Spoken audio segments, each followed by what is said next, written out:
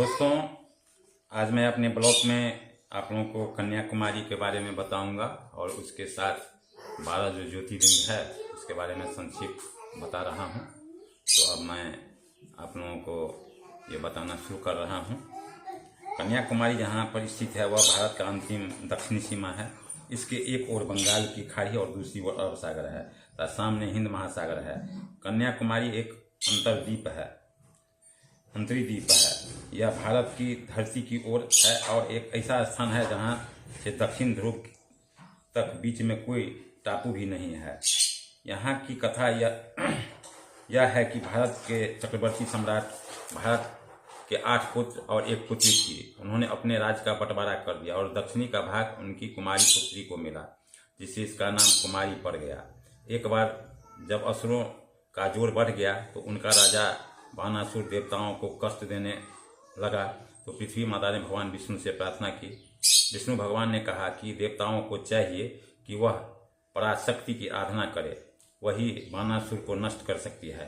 देवताओं को यज्ञ करने पर यज्ञकुंड का चिन्ह ज्ञानमय अग्नि से दुर्गा जी अपने एक अंश से कन्या के रूप में प्रकट हुई। देवी प्रकट होने के पश्चात भगवान शंकर को पति रूप में पाने के लिए दक्षिण समुद्र के तट पर तपस्या करने लगी। उनकी तपस्या से संतुष्ट होकर शंकर जी ने उनका पानी ग्रहण करना स्वीकार कर लिया। देवताओं को चिंता हुई कि यह विवाह हो गया तो बानासुर मरेगा नहीं। देवताओं की प्रार्थना पर देवर्षि नारद ने विवाह के लिए आते हुए भगवान शंकर को रुद्रीदम स्थान पर इतनी देर रोक लिया कि वह सवेरा हो गया। विवाह मुहूर्त टल जाने से भगवान शंकर वहीं स्थान रूप में स्थित हो गए। विवाह के लिए प्रस्तुत अक्षतादि समुद्र में विसर्जन हो गए। कहते हैं कि वे ही तिल, अक्षत और रौली अब रेत के रूप में मिलते हैं। देवी फिर तपस्या में लग गई। बानासुर ने देवी के सौंदर्य की प्रशंसा अपने अनुचरों से सुनी। वह देवी के पास आया और उनसे विवाह करने का हठ करने लगा। इस कारण देवी ने उसका युद्ध हुआ। युद्ध में देवी ने बानासुर को मार दिया। इसी उपलक्ष्य में अश्विनी नवरात्र के उत्सव होते हैं। कन्याकुमारी मंदिर के 3 दरवाजे हैं। वैसे तो दक्षिण की परंपरा के अनुसार 4 दरवाजे थे। एक दरवाजा समुद्र की ओर खुलता था, उसे बंद कर दिया गया। कहा जाता है कि कन्याकुमारी की नाक में हीरे की जो सीख है उसकी रोशनी से इतनी तेज थी कि दूर से आने वाले नाविक यह समझ जाता था कि यह कोई दीपक जल रहा है। तट के लिए उधर आते थे, किंतु रास्ते में जो शिलाएं हैं उनसे टकराकर नावें टूट जाती थी। यहाँ पर पूजा अर्चना भी केरल के नंबूदरी ब्राह्मण अपनी प्रथा से करते हैं। मंदिर के भीतर कई द्वारों के भीतर जाने पर कुमारी देवी की दर्शन होते हैं। देवी की यह मूर्ति प्रभावोत्पादक तथा भव्य है। देवी के हाथ में माला है। विशेष उत्सवों के अवसर पर देवी के हारे, जवाहरातों आदि से श्रृंगार होता है। रात्रि में भी देवी का विशेष श्रृंगार होता है। उनके अगल बगल में जो दार्शनिक स्थल है, कन्याकुमारी से आगे तक पहाड़ी शिला है। 1892 में स्वामी विवेकानंद रामेश्वर और मुदेर होते हुए यहाँ आए और देवी के सामने दंडवत प्रणाम करके समुद्र में शिला को देखकर तैरकर उस शिला के पास पहुँचे थे। वहाँ 3 दिन तक निर्जल व्रत करके वे बैठे आत्मचिंतन करते थे। तभी उस शिला का नाम विवेकानंद शिला हो गया है। कन्याकुमारी में सूर्योदय और सूर्यास्त का दर्शन अपनी अलग ही विशेषता रखती है। कन्याकुमारी भारत का सुंदरतम तीर्थ है। अब मैं कन्याकुमारी के बारे में बता दिया। अब संक्षिप्त में मैं आप लोगों के सामने 12 ज्योतिर्लिंग के मंदिर का संक्षिप्त परिचय देता हूँ। सर्वप्रथम मैं केदारनाथ से शुरू करता हूँ। केदारनाथ 12 ज्योतिर्लिंग में एक है। महर्षि रूपधारी शंकर के विभिन्न अंग 5 स्थान पर प्रतिष्ठित हुए हैं, जो पंच केदार माने जाते हैं। प्रथम केदार के पृष्ठभाग में, द्वितीय केदार मध्य महेश्वर में नाभि, तृतीय केदार तुंगनाथ में बाहु, चतुर्थ केदारनाथ में मुख, पंचम केदारनाथ कपिलेश्वर में जटा और पशुपतिनाथ नेपाल में सिर माना जाता है। केदार में कई निर्मित कोई निर्मित मूर्ति नहीं है। एक त्रिकोण रूप पर्वत खंड है जिसकी पूजा करते हैं और अंक माल देते हैं। मंदिर अत्यंत प्राचीन किंतु साधारण है। मंदिर में उषा, अनिरुद्ध, 5 पांडव, श्री कृष्ण तथा शिव पार्वती की मूर्तियां भी प्रतिष्ठित है। मंदिर के बाहर परिक्रमा मार्ग में अमृत कुंड, इंसान कुंड, हंस कुंड, रेतम कुंड आदि तीर्थ है। सतयुग में उपमन्यु ने, द्वापर युग में पांडवों ने यहाँ का तपस्या की थी। इस मंदिर का जीर्णोद्धार आदि भी शंकराचार्य ने करवाया था। मंदिर लगभग 11,500 फीट की ऊंचाई पर पहाड़ में है, इसलिए यहाँ की यात्रा मई के प्रथम सप्ताह से शुरू होकर दीपावली तक समाप्त हो जाती है। अत्यधिक शीत होने के कारण यात्री यहाँ रात में नहीं ठहरते हैं। अन्य केदार, मद महेश्वर, तुंगनाथ तथा कल्पेश्वर गौरीकुंड तक बस जाती है। आगे गौरीकुंड से केदारनाथ तक पैदल मार्ग है। अब मैं आप लोगों के सामने बनारसी का संक्षिप्त वर्णन रखता हूँ। श्री विश्वेश्वर ज्योतिर्लिंग बनारसी काशी में विराजमान है। यह नगरी उत्तरी रेलवे के उस शाखा पर अवस्थित है जो कि मुगलसराय से सराहनपुर की ओर जाती है। भारत के किसी भी स्थान पर इस जगह पहुंचना सुगम है। वैसे यह पूर्वोत्तर रेलवे का एक प्रमुख स्टेशन है। उत्तर रेलवे के मुख्य लाइन से यात्रा करने वाले सज्जनों को काशी आने के लिए मुगलसराय से गाड़ी बदलने की आवश्यकता पड़ती है। इस पवित्र नगरी विश्वनाथ जी की महिमा अपरंपार है। सदियों से यह नगरी हिंदुओं के धार्मिक एवं सांस्कृतिक गतिविधियों का केंद्र रही है। वैसे भी हिंदू धर्म में इस नगरी का काफी महत्व है।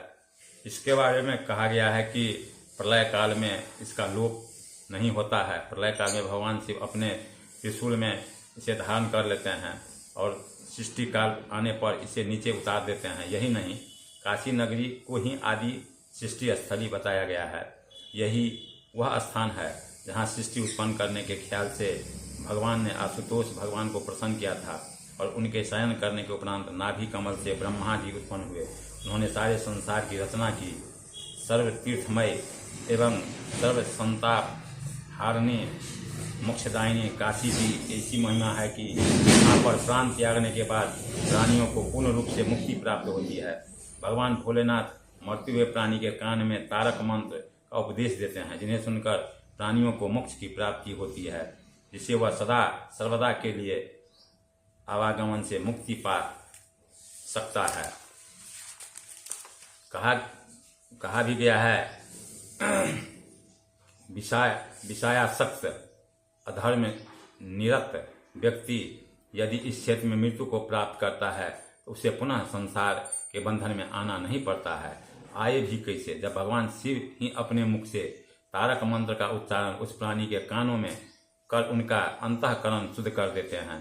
काशी में देखने लायक कई स्थान है, जिसमें प्रमुख रूप से जिन्हें देखा जा सकता है वह स्थान है श्री विश्वेश्वर, बिंदु माधव, दंडीराज, गणेश, दंडपानी, काल भैरव गुहा, गंगा माता अन्नपूर्णा तथा मणिकर्णिका।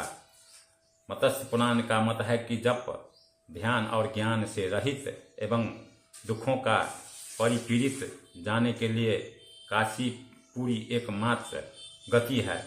विश्वेश्वर के आनंद कानन में देश दशमेघ, लोलाक कुंड, बिंदु माधव, केशव और मणिकर्णिका ये 5 मुख्य तीर्थ है और इन्हीं से युक्त यह अभिमुक्ति क्षेत्र कहा जाता है। सच तो यह है कि आज भी इस नगरी में आकर श्रद्धालु भक्तगण मुक्ति हेतु अपने जीवन के अंत काल तक रहते हैं, जिससे मृत्यु काल में आकर उसे तमाम प्रकार के सांसारिक बंधनों से छुटकारा मिल जाए एवं मोक्ष की प्राप्ति हो। काशी में उत्तर की ओर कारखंड, दक्षिण में केदारखंड और बीच में है जहाँ बाबा विश्वनाथ का मंदिर है। कहा जाता है कि इस मंदिर की स्थापना स्वयं भगवान शिव ने अपने अवतार आख्य शंकराचार्य के कर कमलों द्वारा करवाई थी। कालांतर में अत्याचारी मुगल सम्राट ने अपनी अत्याचारी सेनाओं के द्वारा इस मंदिर को तोड़ फोड़ दिया था और इस स्थान पर एक सुंदर मस्जिद बनवा दी थी, जो अभी भी मौजूद है। पुरानी मूर्ति संभवतः ज्ञानव्यापी में पड़ी हुई है। काशी में सुंदर मंदिरों के अलावा पुण्य सलीला, गंगा जी के सुंदर घाटों के अलावा हिंदू विश्वविद्यालय, बौद्धों का सारनाथ तथा अन्य कई भी दर्शनीय स्थल है। जहां यात्रीगण जा सकते हैं। तो दोस्तों, मैं प्रमोद कुमार, आपका दोस्त, आपका भाई, आज मैं अपने ब्लॉग के माध्यम से आप सभी को जानकारी बता रहा हूँ, दे रहा हूँ, जो इस तीर्थ स्थल पर नहीं गए हुए हैं, साथ ही इस तीर्थ स्थल के बारे में नहीं जानते हैं, उनको मैं अपने ब्लॉग के माध्यम से उन तक जानकारी पहुँचाना चाहता हूँ। और जो मैं बताया हूँ, जो काशी में वो मंदिर और मस्जिद दोनों है, जो ज्ञानव्यापी के नाम से है, जो अभी जो मामला है उस मंदिर का और मस्जिद का, उसके बारे में आप खुद न्यूज़ में भी सुनते होंगे और पेपर में भी पढ़ते होंगे। तो अब जो है सो बदलाव आ चुका है। जिसको मुगल ने तोड़ के मस्जिद बनाया था, अब वहीं भगवान शिव का जो है सो मूर्ति मिला है। और केंद्र सरकार जो अभी भारतीय जनता पार्टी की सरकार जो है, इस मंदिर को जो कॉरिडोर बनाया है, जो अभी देखने लायक है, जो भी कम से कम एक बार आप बनारस जाके जरूर उस कॉरिडोर का लुत्फ माने आनंद लें। साथ ही दशाश्वमेध घाट पर जो गंगा आरती होती है, उस आरती में जरूर सम्मिलित हों। ये मैं आप लोगों सभी भाइयों बहनों से निवेदन करूंगा कि ये देखने लायक जगह है। अब मैं महाकालेश्वर उज्जैन के बारे में आपको संक्षिप्त जानकारी दे रहा हूँ, जो आपको अच्छा लगेगा और उससे थोड़ा ज्ञान भी बढ़ेगा कि जब आप उज्जैन जाइएगा तो कैसे वहाँ क्या है, कौन सा भगवान है, इसके बारे में संक्षिप्त जानकारी आप लोगों के सामने मैं रख रहा हूँ। इस स्थान की गणना 7 पुरियों में की जाती है और 12 शिवलिंगों के महत्वपूर्ण स्थान महाकालेश्वर मंदिर के कारण इस नगरी का महत्व और भी बढ़ जाता है। यह मंदिर एक झील के तट पर है। इसके 5 तलों में से एक तल्ला भूमग्न है। मंदिरों के मार्ग में अंधेरा रहता है, अतः यहाँ पर हमेशा दीपक जलते रहते हैं। यात्रीगण घाट या स्नान के बाद महाकाल जी की पूजा को जाते हैं। वैसे तो भगवान शिव जी का जो सामग्री चढ़ाई जाती है वह निर्माल्य होती है, अतः उसका पुनः प्रयोग करना वर्जित है। लेकिन यहाँ पर ये बातें नहीं है। यहाँ न केवल चढ़ाया हुआ प्रसाद ही लिया जाता है, अपितु एक बार चढ़ाए हुए बिलपत्र भी पुनः धोकर प्रयोग किए जाते हैं। महाकाल के दर्शन से भक्त की मुक्ति होती है और व्यक्ति की अकाल मृत्यु से रक्षा होती है। उज्जैन में दूसरा प्रसिद्ध मंदिर हरिसिद्धि है।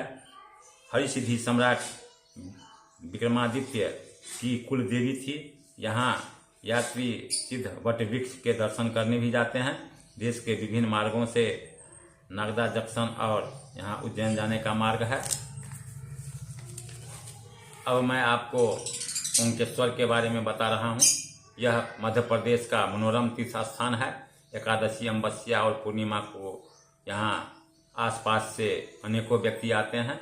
वर्ष में एक बार कार्तिक पूर्णिमा को यहाँ विशाल मेला लगता है। यहाँ के शिव मंदिर बहुत पुराना है। कुछ घुमा पार करके अन्य देवताओं के दर्शन करते हुए गर्भगृह तक पहुँचा जाता है। यहीं ओंकेश्वर महादेव की मूर्ति के दर्शन होते हैं। मूर्ति प्राकृतिक रूप से में धरातल से कुछ ऊपर उठे हुए अनगढ़ काले पत्थर का गोलकार स्वरूप है। इसके पीछे की ओर सफेद पत्थर से बनी पार्वती की एक मूर्ति अलग रखी हुई है। महादेव जी की मूर्ति के बारे में कहा जाता है कि एक समय मानधनता धाता ने इस रूप में प्रकट होकर दर्शन दिए। तभी से अटूट पूजा की प्रथा चली आ रही है। यात्री अपनी अभिलाषा पूरी करने के लिए मूर्ति के सामने आत्मनिवेदन करते हैं। शंकर को अर्पित नैवेद्य ग्रहण नहीं करते हैं। ओंकेश्वर प्राण स्वरूप है, अतः बिल्वपत्र के अलावा तुलसी दल भी अर्पित किया जाता है। कहते हैं कि यहाँ अभिषेक किया गया जल सीधा नर्मदा में चला जाता है। इसी क्षेत्र में गोकर्ण, महाबालेश्वर लिंग, भीमलेश्वर का मंदिर और 76 खंभों वाला सिद्धनाथ मंदिर है। प्राचीन कथानुसार एक बार शिव दिग्नय पर्वत के तप पर रिझ गए। उन्होंने ओंकार यंत्र से ओंकेश्वर और अपने पार्थिव रूप से मंगलेश्वर ज्योतिर्लिंग उत्पन्न किया। स्कंद पुराण में मंदधाता क्षेत्र में स्थित 5 ज्योतिर्लिंगों का उल्लेख आया है। विश्वेश्वर, अमरनाथ, ओंकार, महाकालेश्वर, केदारनाथ प्रसिद्ध है। अब मैं आपको मल्लिका अर्जुन के बारे में बता रहा हूँ। यह ज्योतिर्लिंग भी शैल पर है और ये 51 शक्तिपीठों में से एक शक्तिपीठ है। सती की गिरवा यहाँ पर गिरी थी। यह क्षेत्र आंध्र प्रदेश में है। इस शैल पर घोर श्रीशैल पर घोर जंगल है, इसीलिए इसकी यात्रा शिवरात्रि के अवसर पर की जाती है। फाल्गुन एकादशी से यात्री यहाँ आना प्रारंभ कर देते हैं। श्रीशैल पहाड़ के शिखर पर वृक्ष नहीं है, यह ऊंची चारदीवारी है जिस पर हाथी घोड़े बने हैं। इस पर कोटे के चारों ओर द्वार हैं, द्वारों पर गोपुर बने हैं। इस प्रकार के आदर एक प्रकार और है। इसी दूसरे प्रकार के अंदर श्री मल्लिकार्जुन शिवलिंग है। यह शिवलिंग लगभग 8 अंगुल का है और पाषाण के अर्धे में स्थापित है।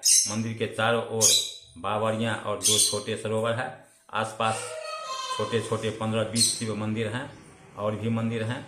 मंदिर के बाहर पीपल पाकर का एक सम्मिलित वृक्ष है। श्री मल्लिकार्जुन मंदिर के पीछे पार्वती देवी का मंदिर है, इनका नाम मल्लिका देवी है। द्वार के सामने सभा मंडप है, उसमें नंदी का विशाल मूर्ति है। शिवरात्रि को यहाँ शिव पार्वती का नाम मल्लिका है, दोनों नाम मिलाकर मल्लिकार्जुन होता है। श्रीशैल के दर्शनों से पुनर्जन्म नहीं होता। यहाँ से लगभग 10 किलोमीटर की दूरी पर शिखरेश्वर तथा हाटकेश्वर के मंदिर भी हैं। 51 शक्तिपीठ में प्रसिद्ध घगराम्भा देवी का मंदिर है, यहाँ अम्बाजी की भव्य मूर्ति है। अब मैं आपके सामने जो है तो अगला दिन जो है फिर जो अब जानकारी दूंगा अपने ब्लॉग के माध्यम से। आज वीडियो लंबा हो रहा है, इसीलिए आज मैं अपने ब्लॉग को यहीं विराम देता हूँ। जय हिंद, जय भारत, वंदे